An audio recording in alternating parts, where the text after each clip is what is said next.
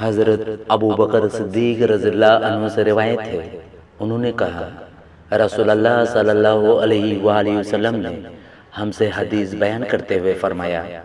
دجال مشرق کی ایک زمین سے نکلے گا، اسے خراسان کہا جاتا ہے۔ کچھ لوگ اس کا اتباع کریں گے، ان کے چہرے ایسے ہوں گے جیسے تہدار ڈھال ہوتی ہے۔ حضرت ابو ہریرہ رضی اللہ عنہ نے بیان کیا کہ رسول اللہ صلی اللہ علیہ وآلہ وسلم نے فرمایا، قیامت کے قریب ایمان مدینہ میں اس طرح سمٹ آئے گا جیسے سانپ سمٹ کر اپنے بل میں آ جایا کرتا ہے۔ حضرت انس رضی اللہ عنہ سے روایت ہے، نبی صلی اللہ علیہ وآلہ وسلم نے فرمایا، یہ قیامت کی نشانی ہے کہ لوگ مساجد میں ایک دوسرے پر فخر کریں گے۔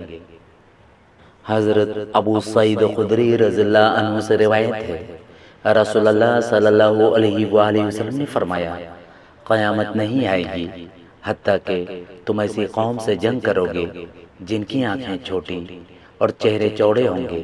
ان کی آنکھیں ایسی ہوں گی جیسے ٹڈیوں کی آنکھیں، اور ان کے چہرے ایسے ہوں گے جیسے تہدار ڈھالیں،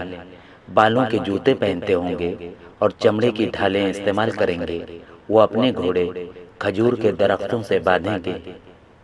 حضرت عمرو بن تغلب نمری رضی اللہ عنہ سے روایت ہے،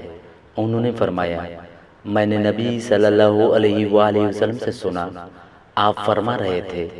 قیامت کی ایک نشانی یہ بھی ہے کہ تم چوڑے چہرے والوں سے جنگ کرو گے، ان کے چہرے